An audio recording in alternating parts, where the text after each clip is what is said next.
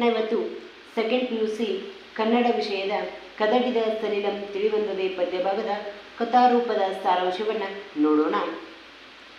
ರಾವಣ ಸೀತೆಯನ್ನು ಅಪಹರಿಸಿ ಪ್ರಮದವನದಲ್ಲಿ ಇಟ್ಟು ಆಕೆಯನ್ನು ನೋಡಿಕೊಳ್ತಿರ್ತಾನೆ. ಆಕೆಯ ಮೇಲಿನ ಪ್ರೀತಿ ಹೆಚ್ಚಾಗಿ ಆಕೆಯನ್ನು ತನ್ನವಳನ್ನಾಗಿ ಮಾಡಿಕೊಳ್ಬೇಕೆಂದು, ಹೀಗೆ ಮಾಡಬೇಕಾದರೆ ರಾಮ ಲಕ್ಷ್ಮಣರನ್ನು ಸೋಲಿಸಬೇಕಾಗುತ್ತದೆ ಎಂದು ರಾವಣ ಮತ್ತಷ್ಟು ಶಕ್ತಿಯನ್ನು ಪಡೆಯಲು ತನ್ನ ಮನಸ್ಸನ್ನು ಹತೋಟಿಯಲ್ಲಿ ಇಟ್ಕೊಂಡು ಜ್ಞಾನವನ್ನು ಮಾಡಿ ಬಹುರೂಪಿ ವಿದ್ಯೆಯನ್ನು ಪಡೆದುಕೊಳ್ತಾನೆ. ವಿದ್ಯೆ ಮಿಂಚಿನಂತೆ ಸಿಡಿಲಿನಂತೆ ಪ್ರತ್ಯಕ್ಷವಾಗಿ ಏನು ಬೇಕು ಕೇಳು ಎಂದಾಗ ರಾವಣ ರಾಮ ಲಕ್ಷ್ಮಣರನ್ನು ಯುದ್ಧದಲ್ಲಿ ಸಾಯಿಸುವುದು ಎಂದು ಹೇಳುತ್ತಾನೆ. ಆದರೆ ಬಹುರೂಪಿಣಿ ವಿದ್ಯೆಯು ಅದಕ್ಕೆ ಸಹಾಯ ಮಾಡಲು ಒಪ್ಪುವುದಿಲ್ಲ.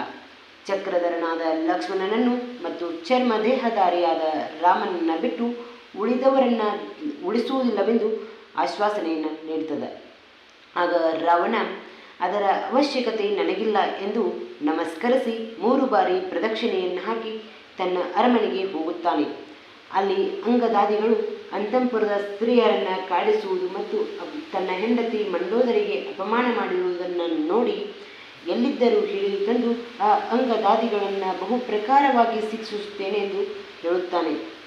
ತೆಗೆದುಕೊಂಡು ಬಂದ ತೀರ್ಥವನ್ನು ಸೇವಿಸಿ ಭೂಲೋಕದಲ್ಲಿ ನನಗಿಂತ ಶಕ್ತಿಶಾಲಿ ಯಾರೂ ಇಲ್ಲ ಎಂದು ಹೇಳುತ್ತಾ ತನ್ನ ಭುಜಗಳನ್ನು ನೋಡಿಕೊಳ್ಳುತ್ತಾನೆ.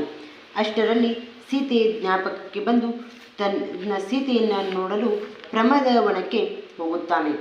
ರಾವಣನ ಬರುವುದನ್ನು ಸೀತೆಯ ಹತ್ತಿರವಿದ್ದ ರಾಕ್ಷಸ ಸ್ತ್ರೀಯರು ತೋರಿಸಿದರು.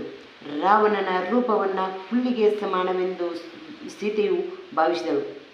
ರಾವಣ ಬರುವುದನ್ನು ಕಂಡ ಸೀತೆಯು ಮನಸ್ಸಿನಲ್ಲಿ ಇನ್ನು ರಾಮ ಲಕ್ಷ್ಮಣರ ಬಗ್ಗೆ ಯಾವ ಕೆಟ್ಟ ಸುದ್ದಿಯನ್ನು ಕೇಳಬೇಕಾಗುವುದು ಎಂದು ಚಿಂತಿಸುತ್ತಾಳೆ.